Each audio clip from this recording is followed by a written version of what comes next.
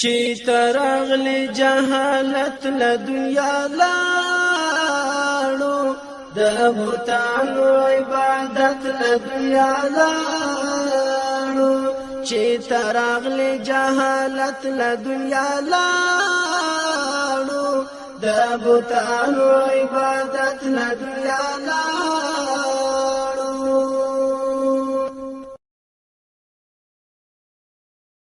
إن الحمد لله نحمده ونستعينه ونستغفره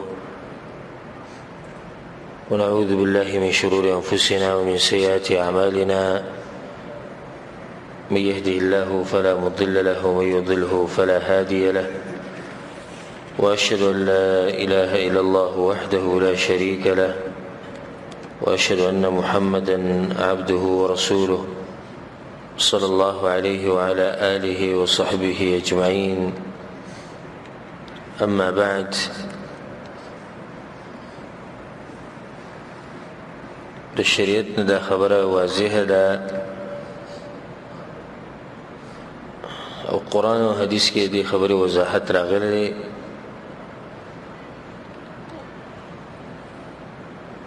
چې قیامت ته نږدې به ګناهونه او فتنې دا به ډېرې شي. نو زموږ دا وخت چې دی دا هم هغه وخت چې فتنې او ګناهونه پکې زیات شوي دي او خلک د ګناهونو سره دومره عادت شوي دي چې ګناه ورته ګناه نه ښکاري، بلکې ښه کار هم بعضو خلکو ته ګناه ښکاري. داسې یو انسان الټه شي چې دا خو پرېږدي چې ګناه ته ګناه وي، بلکې صحیح طریقې ته ګناه وي. نو چې یو سړی په قرآن او حدیث روان وي، یو سړی دیندار وي، نو هغه ته د تعجب په نظر باندې ګوري. او ذکر رسول صلی الله علیه وسلم حدیث کې وایي بدا الاسلام غریبا، اسلام چې په اوله کې راغی نو ناشنا و، چا پېژندونه، وسيعود غریبا، او یو وخت به داسې راشي چې بیا به ناشنا شي. نو په دې منځ کې اشنا و. دیندار خلک ډېرو، د دیندارو خلکو عزت ډېرو، ګناهګار او ګناهونه د خلکو بدي شو. ورسول الله صلی الله علیه وسلم سيعود غریبا، نو بیا ناشنا شي کما بدا، لکه څنګه چې په اوله کې و. فطوبى للغرباء، نو دغه بیا ناشنا خلک چې کم دي نو د هغوی دپاره په جنت کې یو خاص قسمه ونه ده یا د هغوی دپاره خوشحالي ده. په داسې زمانه کې په دین باندې عمل کول چې دین ناشنا وي نو دا سړی هم ناشنا شي. نو ټول خلک بیا په دومره انسانانو کې دته خلک د تعجب په نظر ګوري، دی ناشنا وي ځکه چې دین ناشنا شوی. نو زموږ په دې وخت کې دا خلک د دې ګناهونو سره دومره عادت شوي دي چې ګناه ورته ګناه نه ښکاري، بلکې چې د ګناه نه منع کوې نو تا ته دغه خبره کوي چې دا وړه ګناه ده، یا دې کې دومره سختي نشتی، یا دومره سختي مه کوه، مولا خو دا پلانې هم دی، بیان خو دا پلانې هم کوي، خو هغه دا خبرې نه کوي، ته ولې دومره سختي کوې؟ نو ګناهونه زیات شوي دي. او د الله سبحانه وتعالی بندګي دې ته وایي چې ته به د الله خبره منې، که هغه تا ته د یو کار کولو وایي او که هغه تا د یو کار نه منع کوي، د دواړه خبرې به له منې. صرف دا نه دی چې ته هغه کار کې کم چې تا ته الله ویلی دی، بلکې کم کار نه چې ته منع کړی هغه به پرېږدې. دا هم د الله سبحانه وتعالی بندګي ده. د بعضو خلکو دغه دینداري خوښه ده چې زه یو کار کومه، خو که ته ورته ووایې چې الله ته د دې کار نه منع کړی دا مه کوه، نو په دې کې بیا دی کمزوری. نو ځان سره دا خبره ساتئ چې د الله بندګي دې ته وایي چې صرف د الله ویلي هغه به کوې. نو که دی تا ته یو کار ښوولی هغه به کوې، او که ته د یو کار نه منع کړی د هغې نه به منع کېږي. دې ته د الله سبحانه وتعالی بندګي وایي. ګناهونه پرېښوده دا هم د رب العالمین بندګي ده. نو په دغه سلسله کې چې ګناهونه ډېر شوي دي او خلک ورسره عادت شوي دي او خلکو ته ګناه نه ښکاري، نو په دغه سلسله کې موږ د درسونه شروع کړو د الله سبحانه وتعالی په توفیق سره، او دا به سلسله وار درسونه په عنوان کبیره ګناه یا غټ ګناهونه. او موږ کوشش کوو چې په هر درس کې هفتوار هر درس کې موږ یو غټه ګناه بیانو او د هغې ټول تفصیل چې یو ګناه په یو درس کې بیانول کېږي او د هغې به تفصیل بیانولی کېږي. نو دا غټ ګناهونه به انشاءالله د الله سبحانه وتعالی په توفیق سره که چېرته الله وغوښته او موږ له ژوند راکړو نو دا به بیانوو دې دپاره چې موږ ترې ځان لرې ساتو. مؤمن ژوند تیری په مابین د الله سبحانه وتعالی د امید ساتل او د الله سبحانه وتعالی د عذاب نه یریده. نو مؤمن د الله نه امید هم ساتي او د الله نه یریږي هم. ته به ځان دغه طرف ته نه وراچوې چې صرف جرې دغه یو خبر دې یاده کړې ده چې الله غفور رحیم دی. ډېر خلک په دې کې پراته دي چې ته ورته ګناه کې وایي الله غفور رحیم دی. ګناه ورته داسې وړه خبره ښکاري، بس د الله په رحمت یې ډډه لګولې ده او پروت دی. نه ستا د بندګۍ څه مطلب دی چې څه دې زړه غواړي هغه ته کې، نو بیا ته څنګه وایي چې زه د الله سبحانه وتعالی بنده یم؟ بنده خو دې ته وایي چې څه ورته مالک وي نو هغه مني. بنده خو له پرېږدي چې یو سړی د چا سره نوکري کوي د لږ وخت دپاره، نو په دې لږ وخت کې به هم دی هغه څه کوي چې کوم ورته دغه کس وي څوک چې ورله پیسې ورکوي. لکه هغه ورته معمولي فرق ښیي په دې کار کې چې دا کار ته غلط کړی دی، داسې دی دا کار سیده کوي. داسې ده که نه ده؟ که نه خپله مرضي وکوي. حالانکه دی د یو څو ګنټو دپاره د هغه سره نوکري کوي. نو چې ته د رب العالمین بندې، ته د هغه غلام یې، ته د هغه مخلوق یې، نو ته به څنګه چې د هغه د خبرو لحاظ نه ساتي، د هغه د اوامرو لحاظ به نه ساتي او د هغه د نافرمانۍ نه به ځان څنګه لرې نه ساتي. بعض خلک دغه دي چې بس الله غفور رحیم دی، او بعض خلک د صوفیانو په شان د الله سبحانه وتعالی نه یا د خوارجو په شان د الله سبحانه وتعالی نه صرف یاره کوي بس. نو هغوی دا خبره یېره کړې ده چې الله غفور رحیم هم دی. یو سړی ګناه وکړي د شرک او د کفر نه علاوه، بس دی کافر دی، دی مرتد دی، دی جهنم ته لاړ. لکه لږ ګزاره کوه، الله غفور رحیم هم دی. نو د ډېرې یېرې نه د الله سبحانه وتعالی نه ډېر زیات یېرېږي، نو دغه خبره ته یېره شوې ده چې الله غفور رحیم هم دی.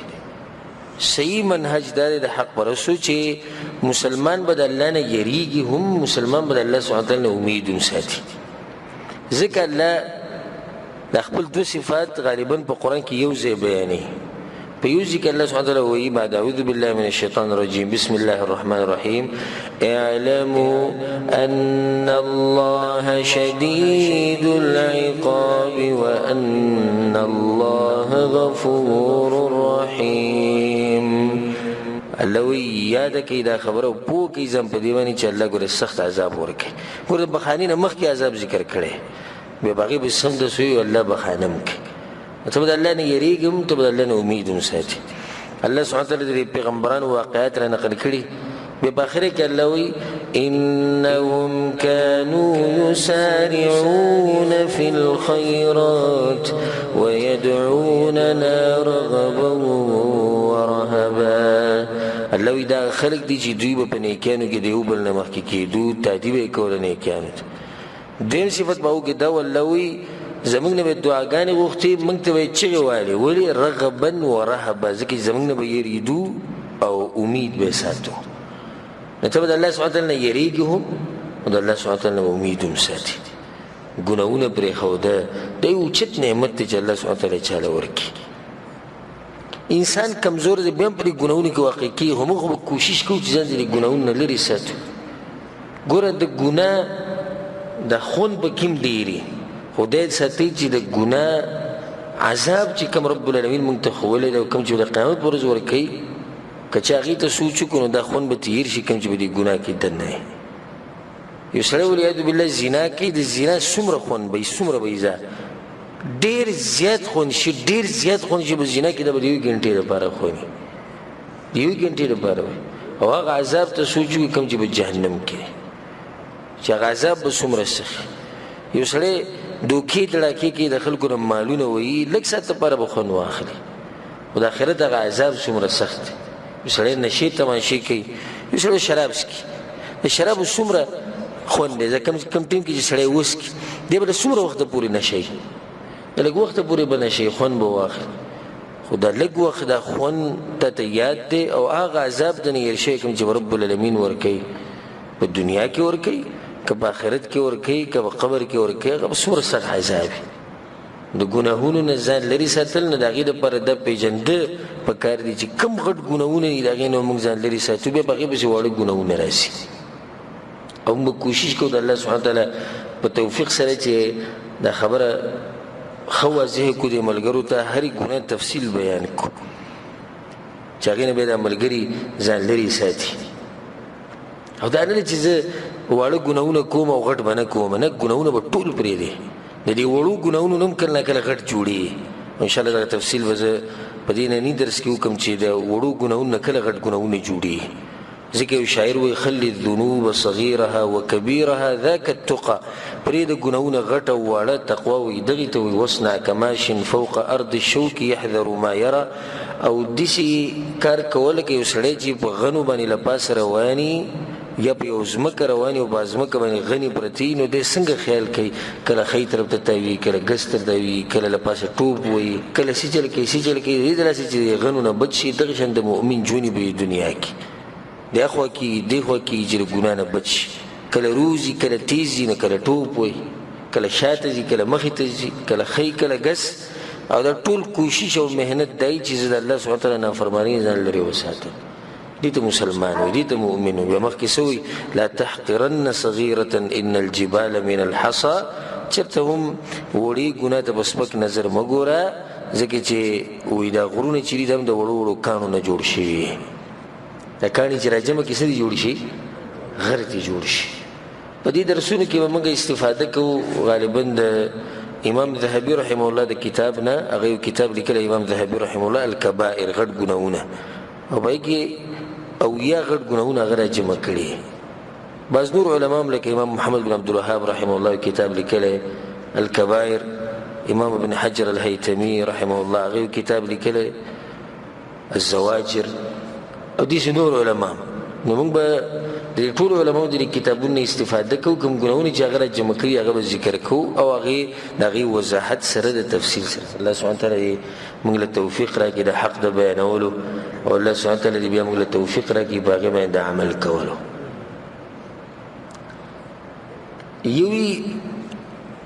غټه ګناه یوی وړه ګناه او د تقسیم د غټې ګناه او د وړې ګناه د ګورې زه د خپل جیب نه نه کوم چې زه تقسیم کوم یا مولیانو د تقسیم کړی دی چې یو غټه ګناه ده یو وړه ګناه ده بلکې دا تقسیم په شریعت کې شته په قرآن کې شته په حدیث کې شته او د علماو په دې خبره باندې اتفاق دی په قرآن کې ډېر آیتونه لکه الله سبحانه وتعالی څه وایي ان تجتنبوا کبائر ما تنهون عنه که چېرته تاسو ځان لرې ساتئ د هغه غټو ګناهونو نه چې تاسو ته منع کړی شوي یئ الذين يجتنبون كبائر الاثم والفواحش الا اللمم الله سبحانه وتعالى وي ک د مؤمنانو صفات د ذکر کړي چې دوی د غټو ګناهونو نه ځان لري ساتي نو ګور الله اوس په دغه آیت کې سو ان تجتنبوا كبائر ما تنهون عنه کچر تاسو د غټو ګناهونو نه ځان لري ساتي نو کفر عنكم سيئاتكم د نور ګناهونو بدله منګه وبو دین واضح شو چې د غټو نه ځان لري ساتي نه د نور کم ګناهونه دي د واړه ګناهونه دي نه تقسیم په قرآن کې شته والذین یجتنبون کبائر الاثم والفواحش او ډیر آیتونه حدیث کې رسول صلی الله علیه وسلم وایي الصلوات الخمس د پنځه منځونه چې دی یو منځ د یو منځ نه د بل منځ پورې بیا د بل نه بل پورې والجمعه الى الجمعه د جمعې د منځ نه جمعې د منځ پورې ورمضان الى رمضان رمضان د میاشتې رمضان د میاشتې پورې مکفرات لما بینهن کله چې دا عبادتونه انسان کوي نو د دې عبادتونو په دې منځ کې چې کوم وخت دی په دې کې د کوم ګناهونه چې کېږي د ګناهونه الله سبحانه وتعالی د دې عبادتو د لاسه بخي په شرط دی اذا اجتنبت الکبائر کله چې د غټو ګناهونو نه ځان لرې ساتي نو مطلب دا شو چې د غټو نه ځان لرې ساتي نو دا کوم چې وبخلی کېږي دا کوم ګناهونه دي د واړه ګناهونه شو نو د تقسیم په قرآن او حدیث کې شته او په دې باندې د مسلمانانو او د سلفو د علماو اتفاق دی چې یو غټه ګناه او بل وړه ګناه کبیره ګناه څه ته وایي کبائر جمع او کبیره عربی کې موږ ټول ته وایي لوی ته وایي وهي كل ما كبر من المعاصي وعظم من الذنوب یعنی دومره غټه ګناه ده دا ډېر غټوالی د لاسه هغې ته کبیره ویلی شوي دومره بده ګناه ده چې دا ډېر بدوالي د لاسه او سزا یې سخته ده نو هغې ته چې کبیره ویلی شوي بیا د علماو په دې کې اختلاف دی چې دا څو دي یعنی بعض علما اویا ذکر کوي بعض و ذکر کوي بعض 200 ذکر کوي لکه عبدالله بن عباس رضی الله عنهما وایي چې 200 ته نږدې دي یا کم او زیات خو دې کې د علما اختلاف دی چې تحدید په دې کې نه دی راغلی چې دا دي خو دا اوس یاد ساتئ چې په دې کې بیا 2 قسمه ګناهونه دي چې هغه د ټولو نه غټ دي نه دا غټ ګناهونه هم ټول د یو بل په شان نه دي مثال کې غلا کول دي دا غټه ګناه ده کوله ګناه ده دا غټه ګناه بیا بل طرف ته شرک کول دي شرک هم غټه ګناه ده او غلا کول هم غټه ګناه ده دواړه غټ ګناهونه دي خو دواړه برابر خو نه دي که نه دوی په یو بل کوم درجې دي نو دا غټ ګناهونه چې دي دا هم د بعض ډېر غټ دي اکبر الکبائر لکه حدیث کې رسول صلی الله علیه وسلم وایي تاسو ته به غټو ګناهونو کې غټ ونه ښیم په یو حدیث کې رسول صلی الله علیه وسلم اجتنبوا السبع الموبقات دا هغه 2 ګناهونه ځان لرې ساتي چې انسان تباه کوي او هلاک کوي دا 2 ګناهونه ټول نه غټ دي په مثال کې جادو دا غټه ګناه ده اوس د جادو تعلق د عقیدې سره دی نو دا به د هغه غټې ګناه نه غټه د کوم تعلق چې د عقیدې سره نه وي ځکه چې جادوګر چې دی د ده په عقیده کې کفر وي نو دا غټه ګناه ده نورو ګناهونه بیا غټه شوه او داسې ځه سوال به زه کې دا راځي چې غټه ګناه وایسته او موږ به یې څنګه پېژنو چې دا غټه ګناه ده دا سوال زړه کې راځي ځکه چې سړی اوس وایي چې غټ ګناهونه ځان لرې ساته غټ ګناهونه کم یو دي یاد یې کړو چې دا د ګناهونه غټ دي که داسې یادول شي بیا به ګرانه شي خو د غټې ګناه تعریف علماو کړی دی او داسې تعریف یې کړی دی چې که ته دا تعریف ځان سره یاد ساتو نو ته بیا په خپله دا ګناه پېژندی شي چې دا غټه ګناه ده او که دا وړه ګناه ده په شرط دی چې تا سره کله علم وي نو ځکه علما د دې په تعریف کې وایي کل معصیه فیها حد فی الدنیا هر هغه ګناه چې په دنیا کې د هغې په کولو باندې حد وي قصاص وي یو پکې دنه دا راغله مثال قتل زنا غلا کول شراب څکل په چا باندې بهتان لګول او داسې بیا ځه كل معصية فيها حد في الدنيا أو وعيد في الآخرة أو يا الله سبحانه وتعالى أو يا پیغمبر صلى الله عليه وسلم په دې ګناه باندې په آخرت کې عذاب بیان کړی چې دا سړی په آخرت کې داسې کي مثال کم سړی چې سود کوي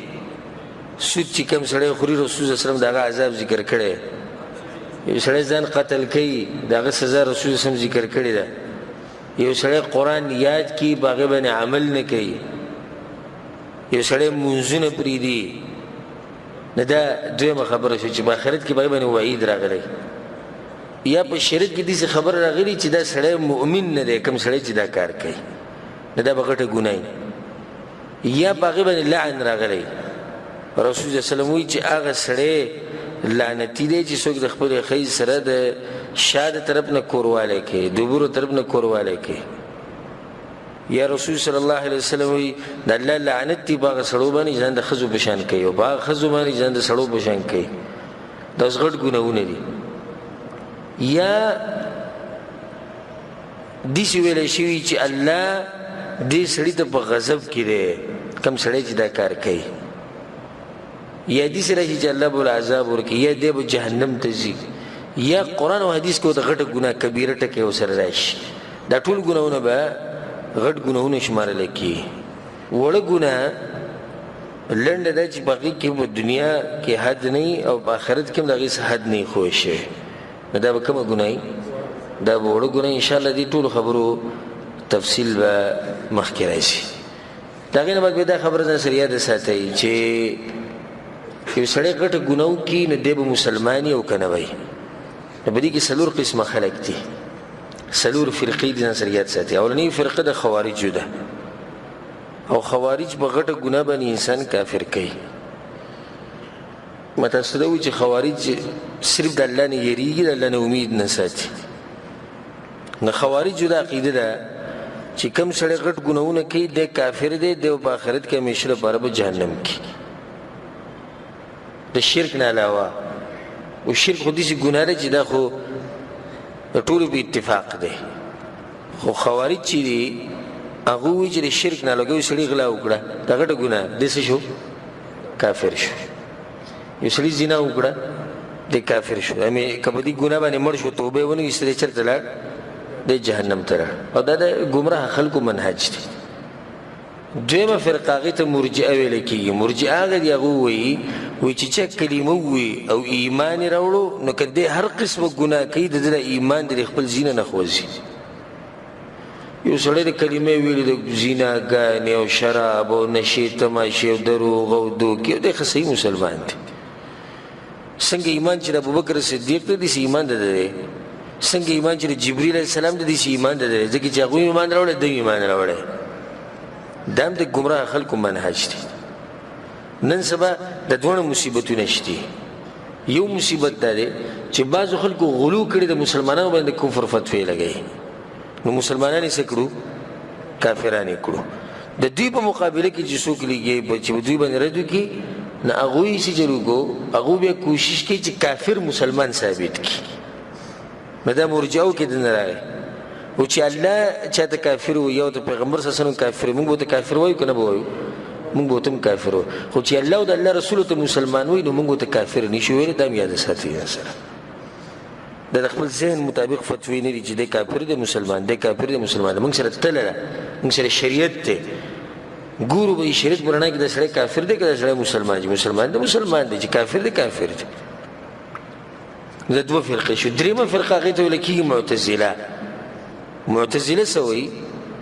وی په دنیا کې چې یو سړی غټه ګناه کوي نو دی په دنیا کې نه مسلمان دی او نه کافر دی په منځ کې دی نه مسلمان دی نه کافر دی که توبه ویسته برابر شو که توبه ونه ویسته او په دې حال کې مړ شو نو دی بیا کافر دی په دوی کې خوارجو کې څه فرق دی خوارج په دنیا کې هم کافر کوي دوی په دنیا کې نه کافر کوي دوی په دنیا کې نه کافر دی نه مسلمان په آخرت کې که دی مړ شو دی لاړ جهنم ته څلورمه فرقه چې هغه اهل الحدیث اهل السنت والجماعت حقیقي اهل سنت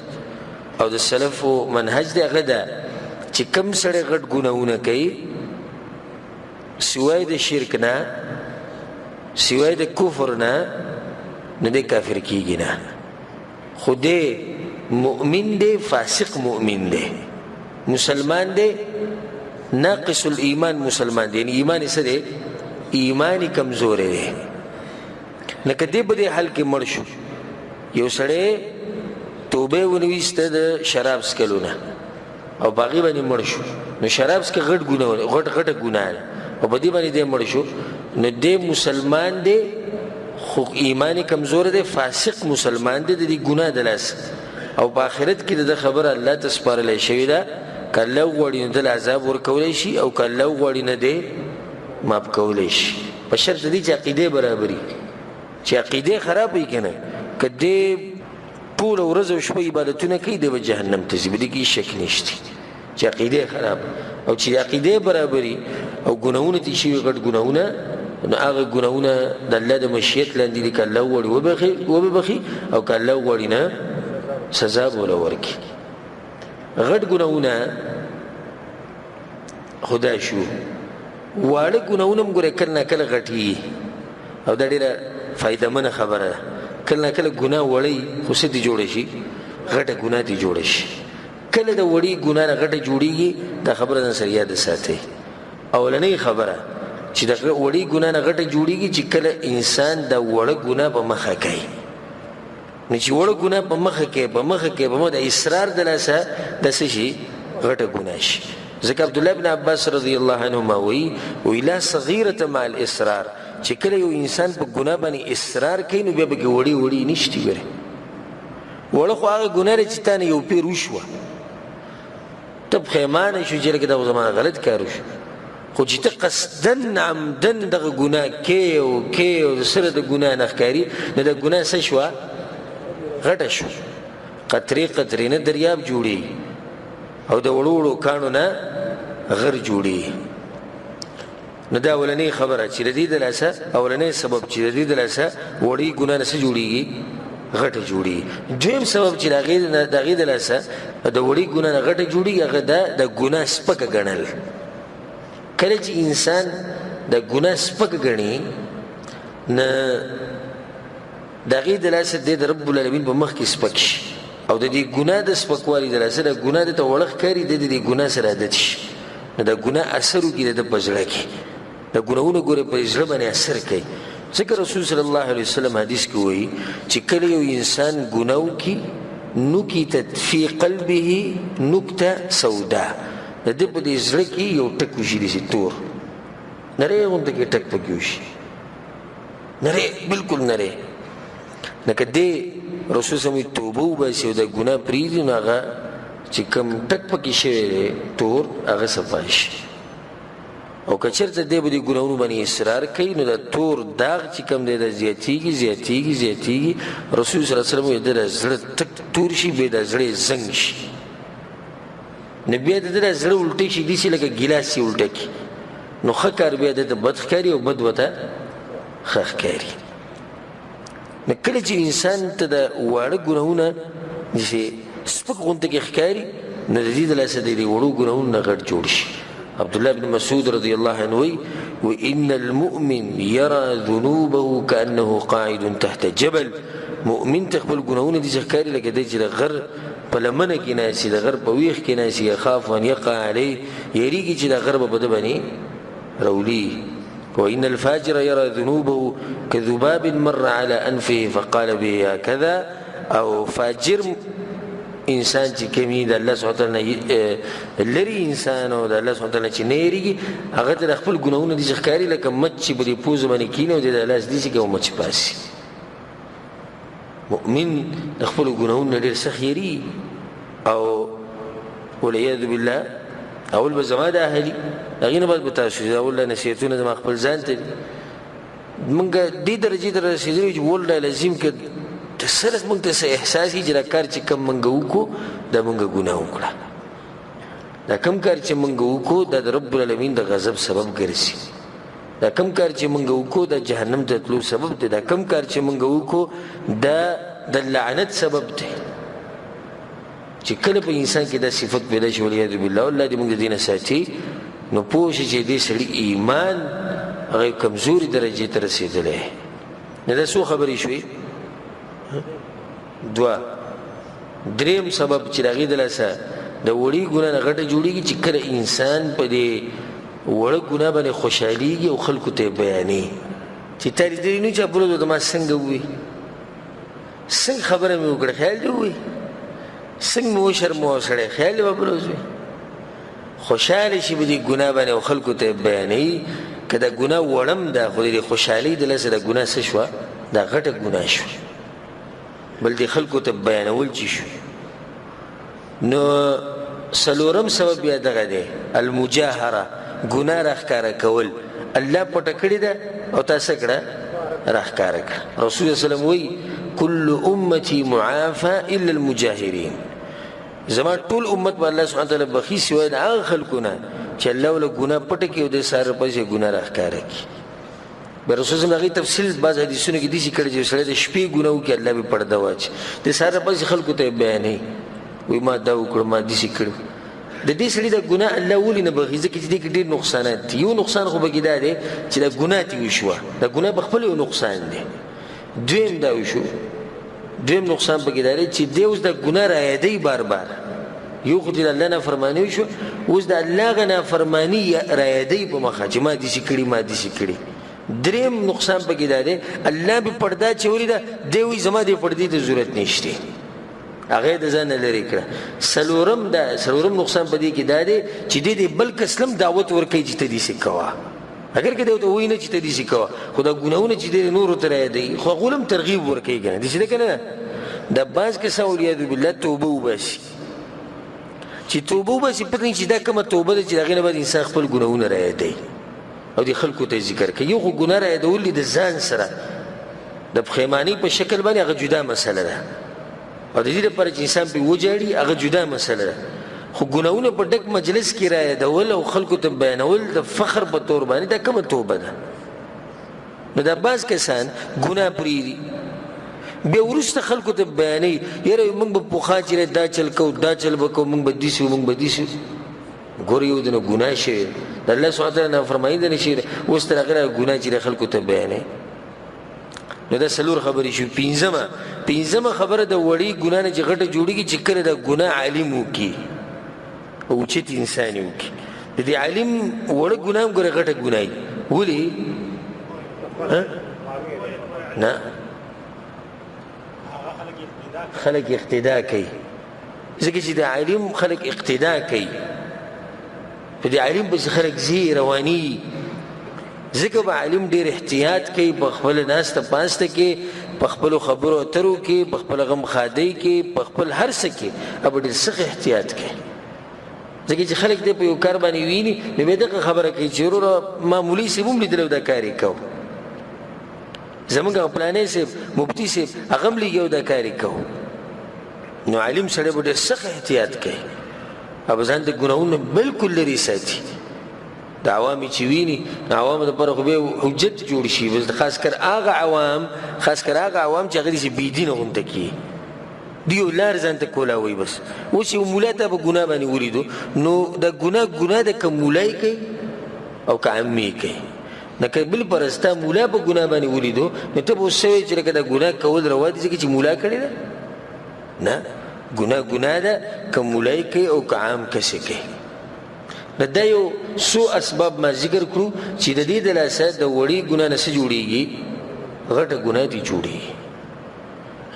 زمونږ سره اخرنۍ خبره په دې درس کې هغه ده د دې وړو ګناهونو او د غټو ګناهونو د خلاصېدو طریقه انشاءالله پر روان درسونو کې د روانې هفتې نه به دا شروع کوو چې هر هفته کې یو ګناه به ذکر کوو. خو نن صرف دغه کافي و چې د دې ګناهونو تعریف غټه ګناه څه ته وایي وړه څه ته وایي او کله د وړې ګناه نه غټه ګناه جوړېږي او بیا د دې دواړه قسمه ګناهونو د خلاصېدو طریقه د ګناهونو د خلاصېدو مجموعي طور سره که غټه ګناه ده که وړه ده نو د هغې یو څو طریقې دي په یو څو طریقو سره د ګناه ختمېږي. اولنۍ توبه او استغفار کول توبه ویسته دا یو غټه طریقه ده چې انسان به خپل ګناهونه دا به ختمولی شي. د الله سبحانه وتعالی مهرباني ته وګورئ چې د توبې د دروازې کورو کړې ده. والله العظیم دې خبرې ته سوچ وکړئ که چېرته رب العالمین داسې ویلی وی چې چا هم ګناه وکړه زه به ول عذاب ورکوم توبه به کې د سره نشتي نو زموږ څه حال وی. د توبې د دروازه چې موږ ته رب العالمین کورو کړې دا غټه مهرباني ده. وخلق الانسان ضعیف یرید الله ان یخفف عنکم یرید ان یتوب علیکم. الله غواړي چې په تاسو باندې توبه وباسي. الله غواړي چې ستاسو نه دا بوج کم کړي. دومره عجیبه آیت دی په قرآن کې دا وایه او زړه به سم خوشحاله زه خپل ځانې چې په دې آیت باندې تېرېږم نو په دې زړه کې سم امیدونه د رب العالمین نه پیدا شي چې زموږ یو مهربانه بادشاه دی د هغه نه زموږ ډېر زیات امیدونه او آیت دا دی الله سبحانه وتعالی وایي قل ويا پیغمبر دے خلقو تا یا عبادی الذین اسرفوا على انفسهم لا تقنطوا من رحمت الله. اے پیغمبر وای زما دي بندگانو ته خاص کر هغه بندگانو ته چې ځان سره زیاتې کړي د ګناهونو ډېر کړي. لا تقنطوا من رحمت الله د الله د رحمت نه ته مه قطع کوئ. یو سړی به دا وایي چې زما ګناهونه ډېر زیات دي ډېر زیات دي چې بالغ شوی د اوسه پورې زه ګناهونه کومه نو زما دپاره بخانه شتي. همدغه آیت کې رب العالمین مخکې څه وایي ان الله یغفر الذنوب جمیعا یقینا الله بخونکی د ټولو ګناهونو دی خو صرف ته توبه وباسه ته توبه وباسه رجوع وکړه الله سبحانه وتعالی ته.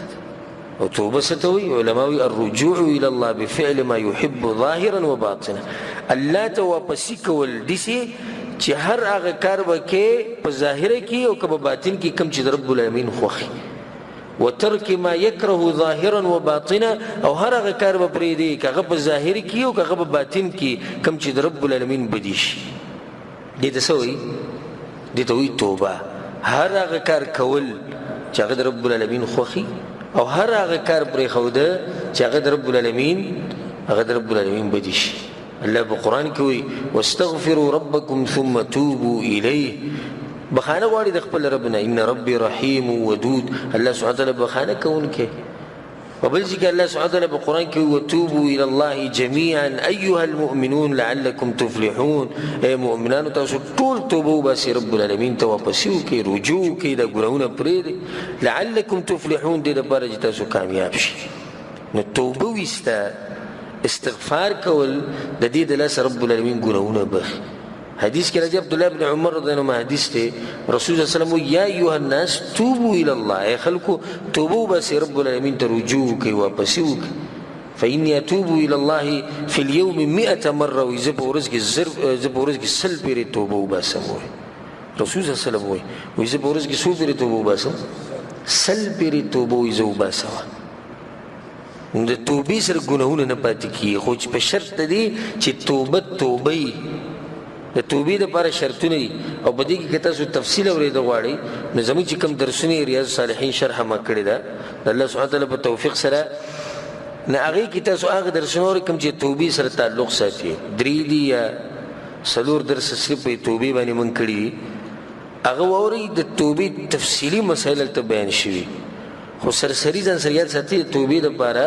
5 شرطونه دي. اولنی شرط د توبې د قبلېدو لپاره دا دی چې دې کې اخلاص وي. توبه ته ولې وباسي؟ رب العالمین دپاره وباسي، د دې دپاره نه چې د پلانې زما صفت وکړي یا د پلانې او د بل دپاره. دویم شرط به پکې دی په دې ګناه باندې پښیماني. ملک صاحب مخکې دا ووایي چې مؤمن په ګناه باندې پښیمانې، او فاسق او فاجر انسان د ګناهونه رایادي او خوشحالېږي چې ما داسې کړي دي او داسې مې کړي. د سلفو دا سیرت رواله په ځوانۍ کې دې چې یو ګناه شوې ده، د 15 کالو په عمر کې چې هغه ګناه ورته رایاده شي په ژړا شي، یاره یو وخت کوي زما نه داسې نافرماني شوې وه د رب العالمین په دې چې الله به بخلي نه به بخلي. نو توبې دویم شرط دا دی چې ته به په دې ګناه باندې ندامت کوې، پښیماني به کوې چې ولې زما نه دا ګناه شوې، ارمان چې زما نه دا نه وی شوې. دریم کار دا دی، دریم شرط دا دی چې په ښه اراده به لري چې زه به دا ګناه بیا نه کوم. بس خلک توبې وباسي، و توبه وباسي او په زړه کې څه دي وي دا ګناه به بیا به کومه، خو د توبه د وس دپاره شوه او بیا به ګناه کومه. دا قسمه توبه رب العالمین ګوره نه قبلوي. څلورم شرط دا دی چې دا ګناه به په دغه ټیم کې پرېږدي، دا نه چې توبه وباسه او ګناه ورسره کوه، توبه وباسه او ګناه کوه. د توبې سره به په دغه ټیم کې دا ګناه دا به بلکل پرېږدي. پنځم شرط او اخرنی شرط د توبې دپاره هغه دا دی چې دا توبه به په داسې وخت کې وباسي په کوم وخت کې چې توبه قبلېږي.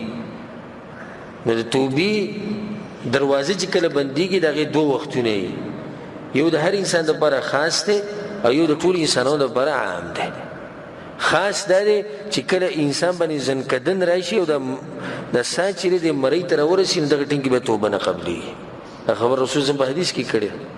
او دویم چې کله نور د مغرب د طرف نه راوخته نو بیا د توبې دروازه څه شوه؟ دا بنده شوه. نه که بیا څوک توبه وباسي د توبه به نه قبلېږي. ستا په توبه باندې، زما په توبه باندې رب العالمین خوشحالي. الله اکبر. د هغې مثال رسول صلی په حدیث کې ذکر کړی دی چې یو سړی په شړه ځمکه کې رواني او د هغه سره سورلۍ او په هغې باندې پس خوراک او څښاک، او دا سورلۍ ته ورکې شي او دا خوراک او څښاک او هر څه ته ورکې شي، د ونې لاندې ناستي به انتظار کوي د مرګ چې کله به مرګ راشي. په دې کې سترګې ورشي چې راپاسي چې ویني سورلۍ خوا ته ولاړه دی، به څومره خوشحالي. د ډېرې خوشحالۍ نه بیا د خطا شي نو وایي چې اللهم انت عبدي وانا ربک، یا الله ته زما بندې او زه ستا رب یم. رسول صلی الله علیه وسلم من شدت الفرح، د ډېرې خوشحالۍ نه دی خطا شي. نو دا انسان چې به د سورلۍ میلاوېدو باندې څومره خوشحاله شو، رب العالمین د دې نه زیات خوشحالېږي کله چې یو انسان توبه وباسي او هغه ته رجوع وکړي. حالانکه الله سبحانه وتعالی ته ګوره زموږ د توبو ضرورت نشته، نه الله سبحانه وتعالی زموږ د بندګۍ ته ضرورت لري. وره که موږ د توبه وباسو، که موږ د الله سبحانه وتعالی بندګي کوو، دې کې زموږ خپله فایده ده. الله سبحانه وتعالی دې توبو ته دې بندګۍ ته هغې ضرورت نه لري. یا ایها الناس انتم الفقراء الى الله، الله تاسو غریبان یې، تاسو محتاجان یې، تاسو فقیران یې. د ټولې طریقې چې موږ ته خوښ شوي ده، خو الله دې لپاره خولي چې موږ به جنت ته ورسو. بس نه د ګناهونو د بخانې یوه طریقه دا ده چې انسان توبه وباسي. دویمه طریقه دا ده یا دویم سبب چې هغې دلته ګناهونه بخلی کېږي نیکیانې کول او دا ورسره یاد ساتئ چې ګورې د غټې ګناه دپاره د لوی ګناه دپاره د هغې د بخانې دپاره لازم توبه ویسته دي لازم او که څوک پرې مړ شو نو بیا خبره د الله د مشیت لاندې ده او دا واړه ګناهونه بخلی کېږي د نیکیانو سره هم بخلی کېږي چې کله واړه وي او چې د وړو نه غټ جوړ شي نو بیا د هغې دپاره هم توبه لازم ده نو دویم سبب چې د هغې دلاسې ګناهونه بخلی کېږي نیکیانې دي اقم الصلاة طرفي النهار وزلفا من الليل ان الحسنات يذهبن السيئات د دې نیکیانو دلاسې الله سبحانه وتعالی وایي بدیانې ختمي نو چې کله هم تاسو نه ګناهونه وشي او ګناه د هر انسان نه کېږي هر انسان خطا کار دی نو چې کله د نه ګناه وشي نو بیا کوشش کوو چې نیکیانې ډېرې کړې د دې نیکیانو دلاسې به ستا د ګناه څه شي دا به وبخلی شي دا خو د انسان خپل کار دی د بل انسان د لاسه د یوه انسان ګناه بخلی کېدی شي د هغې یو طریقه دا ده چې یو مؤمن د بل دپاره دعا غواړي چې الله تعالی پلانې وبخي د دې د لاسه ګناهونه بخلی کېږي د قیامت په ورځ شفاعت د نیکانو خلکو الله دې موږ ته نصیب کړي لکه اوس رسول صلی الله علیه وسلم چا شفاعت وکړي د قیامت پر ورځ الله ورته اجازت ورکړي د سړی موحد یا بل نیک انسان الله سبحانه وتعالی ولې اجازه ورکړي او د شفاعت وکړي نو دې د لاسه چې ګناهونه بخلی کېږي ګناهونه د دې مصیبتونو د لاسه هم بخلی کېږي دا په دنیا کې چې کوم امتحانونه راځي که نه کوم مصیبتونه رسول صلی الله علیه وسلم تر دې چې دا غنه د انسان په خپه کې لاړ شي دې د لاسه هم ګناه کمېږي نو که په تاسو باندې امتحانونه راشي مصیبتونه راشي نو په دې باندې خفه کېږئ مه د دې د لاسه ګناهونه کمېږي بیماري په انسان باندې راله د دې لاسه ګناه کمېږي مرضونه پرې رالو بچی چې مثال کې وفات شو ښځه وفات شو بل خپل خپلوان ته مړ شو غریبي پرې راله قرضې پرې رالې دې ټولو خبرو د لاسه ګوره ګناهونه بخلی کېږي بل سبب چې د هغې د لاسه ګناه بخلی کېږي د قبر دا راتنګېده حدیث کې راځي چې دا قبر په هر چا راتنګېږي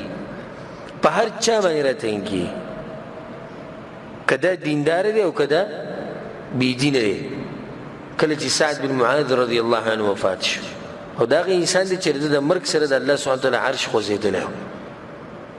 نو کله چې په بقي کې خښې کو صحابه کرامو خښ کو نو رسول صلی الله علیه وسلم په تیزه تکبیر وی بیا تسبیح وی سبحان الله وی صحابه هم وی صحابه کرامو کې دا صفتو چې کله به هغوی رسول صلی الله علیه وسلم په یو کار ولیدو نو تپوس هم پوس به کې نه کوو چې دا زموږ په طریقه کې شتي او که نشتي او که کولی شو که نشو کولی کلیوال سوی قوم والا سوی خو ډایرک به بې څه کوو عمل به کوو دا د مؤمن صفت دی چې کله ورته قرآن او حدیث راورسي نو بیا به کې چونکې چنانچې او ولې او څنګه او زموږ مذهب او ستا مذهب دا قیسې به کې بیا نه کوي نو صحابه کرام هم تکبیر وي تسبیح وي بیا رسول الله ویلي په سعد بن معاذ رضی الله عنه باندې وایي په سعد بن معاذ رضی الله عنه باندې قبر راتنګ شوی رسول الله صلی الله علیه وسلم دعاګانې وغوښتې نو الله سبحانه وتعالی قبر پراخه کړو په هغه باندې دا قبر به ګوره په ما او تا باندې هم راتنګي او داسې راتنګ شي چې یو طرف د اډوکي چې دی او د پختۍ چې دی دا پرې نورو پختو کې ننوځي دا په ما او تا باندې هم راتنګي یو ماشوم د رسول الله په زمانه کې خښ کړی شو رسول الله کې د دې قبر د راتنګېدو نه څوک بچ کېدی دا ماشوم به دې بچ شي د دې د لاسه هم ګناهونه کمېږي د دې د لاسه په دې قبر کې چې دنه کومه سخته په انسان تېرېږي او دی موحد وي د دې د لاسه هم ګوره ګناهونه کمېږي لکه اوس یو سړی دی د هغه د ګناهونو مطابق عذاب هغه ته به د قبر کې میلاو شو والعیاذ بالله الله یې ترې موږ ساتي او دا ګناهونه ختم شو نو په آخرت کې ورته بیا عذاب میلاوي نه په آخرت کې ورته بیا عذاب نه میلاویږي د قیامت دا سختي چې دي که نه د دې د لاسه هم د ګناهونه کمېږي د قیامت ته سخت د مرګ د زنکدن چې سخي نه د انسان ګناهونه کمېږي ریږي دې تکلیف ته راسه او غټ سبب چې د هغې د لاسه ګناهونه بخلی کېږي د رب العالمین مهرباني قیامت په ورځ الله سبحانه وتعالی به د پیغمبرانو له اجازت ورکړي چې شفاعت وکړي هغو به د دې موحدینو شفاعت وکړي کوم چې ګناهګار دي بیا به الله سبحانه وتعالی د نیکانو خلکو له عامو نیکانو خلکو له هم اجازت ورکړي ماشومانان به د مور پلار مبارک شفاعتونه کوي او ملائک به شفاعتونه کوي. بیا به الله وایي څوک پاتې دي او وایي چې نه الله ټول وکړو. نو بیا به الله وایي چې اوس زما نمبر دی زه پاتې یم. نو بیا به الله سبحانه وتعالی په خپل مهرباني سره د جهنم نه خلک راوباسي. نو د رب العالمین مهرباني رسول صلی الله علیه وسلم په حدیث کوي صحابه کرامو ته وایي تاسو کې یو سړی په خپل عمل باندې جنت ته نشي تللی. هغوی یا رسول الله ته هم نشي تللی خپل عمل د لاسه وي. نه زه هم نشم تللی چې څو پورې الله په ما باندې رحم نه یې کړی. نو ټول الله سبحانه وتعالی رحم او مهرباني ته ضرورت لري. الله سبحانه وتعالی په موږ باندې رحم وکړي. دا غټ سبب دی چې دې د لاسه ګناهونه بخلی کړي. درس په آخره کې د فایدې دپاره زما د طرف نه دا خبره یاد ساتئ. که ته دا غواړې چې د ګناهونو نه لرې پاتې شي او د ګناهونو نه بچ پاتې شي نو یو لس خبرې په تا دې کې یادې ساته. اولنۍ خبره د مانځه پابندي کوه. دا د تجربې خبره ده. کم سړی چې د مانځه پابندي کوي په جومات کې د ده نه ګناهونه ډېر کم کېږي یا تې کېږي نه او چې کېږي نه ډېر کم تې کېږي. او په هغې باندې دلیل دی په قرآن کې ان الصلاة تنهى عن الفحشاء والمنکر. الله یقینا مونځ چې دی انسان د ګناهونو نه بچ کوي. نه د 15 وخته مونځ تاسو نظر وچلوئ په خواوشا کې کم سړی چې 15 وخته مونځ به جومات کې کوي نه دا سړی غالبا ګناهونه یا نه کوي او یا که کېږي نو ډېر کم ګناهونه دې کېږي. دا د تجربې خبره هم ده. ګورئ کله نه کله د انسان نه د جمعې د مونځ پاتې شي داسې وزر د لاسه نو دغه ورځ ته به ګوره لکه دا ورځ بیا داسې نه وي لکه په کومه ورځ چې انسان دا 15 مونځونه په جومات کې وکړي داسې ده که نه ده. په هغه ورځ بیا داسې انسان څه بل شان احساس ورته وي. زه د هغه سړي خبره کوم چې د مونځونو سره عادت وي. د هغې خبره نه کوم چې نه یې عادت ده. چې نه یې عادت ده خو په کلونو مونځ نه کوي په هغه باندې څه اثر نه پرېوځي. هغه عادت دی د بېدینۍ سره. خو مؤمن انسان چې کله یو ورځ ته صرف یو مونځ ته لیټ شي او د جمعې څخه دا مونځ ونه کړي او ځان له کور کې وکړي نو په هغه ورځ بیا ده باندې څه بوج غونته کړي او د زړه څخه خفه غونته کړي. دویم دا چې د خپل نظر حفاظت ساته. دا نظر چې دی که نظر دا د ګناهونو جړله ده. والله العظیم د دې غالبا ګناهونو سوچ ورته وکړه جړله څه ده دا سترګه ده. که زنا ده که غلط تصویران کتلي که نور څه فحش فلمونه کتلي ډېر غلط کارونه دي چې د هغې جړله چې د هغه د سترګې د سترګې حفاظت چې کوو ته به د ګناهونو نه بچي. نو ځکه الله په قرآن کې څه وایي قل للمؤمنین یغضوا من ابصارهم. الله وایي د مؤمنانو ته ووایه چې د خپل نظرونه چې دی دا کوز ساتي. څومره قیمتي نصیحت دی چې دا نظرونه کوز ساتي. ځکه چې نظر د کوز ساتونو د ډېرو ګناهونو به څه شي بچ بشي. د موبایل کې چې کوم ګناهونه کېږي ټي وي او ډیش سره چې کوم تعلق ساتي بازارونو کې چې کوم تعلق ساتي د ټولو جړله چې دغه دا نظر دی. دا دوه شو. دریم استغفار او توبه او د هغې تفصیل موږ مخکې بیان کړو. او الله په قرآن کې څه وایي وَإِذَا سَأَلَكَ عِبَادِي عَنِّي فَإِنِّي قَرِيبٌ. الله وی اے پیغمبر که چېرته تا نه زما بندګان زما مبارکې تپوس کوي نو زه نږدې یم اجیب دعوة الداعي اذا دعان. که څوک زما نه بخانه غواړي څوک رانه څه غواړي نو خبره وله قبلوم. په مخه د رب العالمین نه بخانه غواړي توبه وباسي د ګناهونو نه به بچي. دا درې خبرې شوې. څلورم که چېرته ګناه د نه وشوي نو ګناه وشوه په دې باندې بیا برقرار مه اوسه په دې باندې اصرار مه کوه. نن تا نه ګناه وشو بس ختم. اوس سبا له بیا د ګناه کول قصدن عمدن کول بل اوس به بیا لږ ډېرې کې بل اوس بیا ډېرې کې رو به د ګناهونو په دې جال کې ته ونښلي بیا به ترې ورته ګراني. پنځمه خبره د الله سبحانه وتعالی رحمت نه ته ومقتې کوه. دا ډېر خلک ګناهونه ولې نه پرېږدي هغو ته دا ښکاري چې زموږ دا ګناهونه ډېر زیات دي مړه پته نشي الله به زموږ توبه قبلوي او که نه به قبلوي خو به دې ګناهونو کې لګیایي. نو موږ ته دا وایو چې ستا چې څومره ګناهونه دي د هغې نه د رب العالمین مهرباني ډېره ده او د الله رحم د هغې نه زیات دی. نو ته د الله د رحمت نه ته ومقتې کوه. شپږمه خبره پالتو مه کښېنه مه پالتو ګرځه. کله چې تا سره پالتو ټیم و نو ته به ګناهونه کوې کله چې تا سره یو وخت فارغ یې که نه یې د دنیا دپاره مصروفه که او یې د آخرت دپاره مصروفه که د ګناهونو به څه شي بچ به شي دا فارغ انسان چې د ده نه غالبا ګناهونه ډېر کړي نه ښکلې طریقه دا ده چې فارغه وخت د الله سبحانه تعالی لپاره کړي قرآن ووایه ذکر او اذکار وکړه درس واوره بل د دین یو کار وکړه که دا نه کې د دنیا دپاره یې ولګوه خو دا فارغه وخت ډک که نو د ګناهونو نه به په حفاظت کړي اومه خبره د نیکانو خلکو سره کښېنه پاسه د ګناهونو نه به لرې دا د تجربې خبره کم سړی چې د نیکانو خلکو سره ډېر کښېني پاسي دی د ګناهونو نه لري ولې ځکه که دی چې د ګناه کوي نو د نیکان خلک یې منع کوي وایي ګناه به نه کوي او که دی ګناه کوي نو د هغو نه حیا او شرم کوي چې زه به څنګه د نیکانو خلکو مخکې ګناه کوم اتمه خبره د کور نه ډېر مه وځه بهر ته کم سړی چې د کور نه بهر ته ډېر وځي او خاص کر بازارونو کې ګرځي والعیاذ بالله او د نایي چاپ ته چې ورشي هلته به ډېر شی نه شي دا اوس وګورې زه دې خلکو داریان ښه دوکان کې به دی نه شي د بازار کې به ګرځي راګرځي څه کوي ستا ازادون نو ستا څوک په دې ځای کې ازادي به کوم ځای کې زنانه ګرځي فتنې به کوم ځای کې هلته څوک ستا ازادی خپل کور نه ډېر مه وځه رسول صلی الله صحابي ته نصیحت کو هغه ورته یا رسول الله ما ته نصیحت وکوي کور په ځان باندې لازم کو دا جبې ورته داسې راونیوه وایي دا ونیسه بس په حفاظت کې ته به بچې دوه غټې قیمتي خبرې په کور کې کښېنه او دا جبه دې کنټرول کې ساته والله لازم که څه نقصان در ورسېد جبه کنټرول کې که رسول صلی الله ورته وایي او کور په ځان باندې لازم که ښه نهمه خبره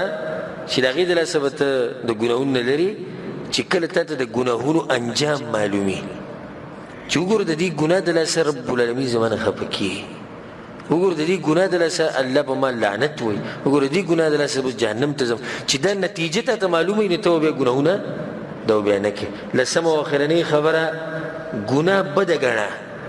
چې کله دې ګناه ګڼله او ګناه دې بده ګڼله نو بیا به ته د ګناهو نه ځان لرې ساتې او شیطان مه پرېږده په اسانۍ سره چې په تا باندې لوبې وکړي که شیطان تا ته څه خبره په دماغو کې رااچوي یا ستا خواهشات تا ته څه خبره رااچوي نو د هغې مقابله کوه چې نه زما رب وایي چې داسې به نه کوې نو که بلپره ته شیطان ته ځان کمزوری کوې او کومه خبره هغه تا ته دماغو کې رااچوي او ته به په ټکه عمل کوې نو کله به بیا ته ګناهونه پرېږدې دا لس خبرې زما د طرف نه یادې ساته کله چې دا خبرې په دې خبرو ته عمل وکړو نو انشاءالله ته به د ګناهونو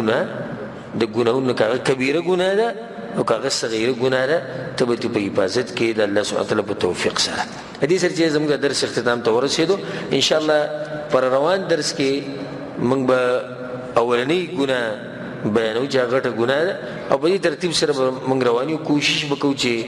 څو پورې زموږ ژوند و دا سلسله موږ مخې ته بوی شوه نه دا به بیانو الله سبحانه تعالی موږ له توفیق راکړي او الله سبحانه تعالی دې موږ د هر قسمه ګناه نه لرې ساتي الله سبحانه تعالی دې زموږ ګناهونه موږ ته وبخي او الله سبحانه تعالی دې موږ ته هغه ژوند نصیب کړي چې پای کې د رب العالمین بندګي وبالله التوفیق وصلى الله على نبينا محمد وعلى آله وصحبه أجمعين.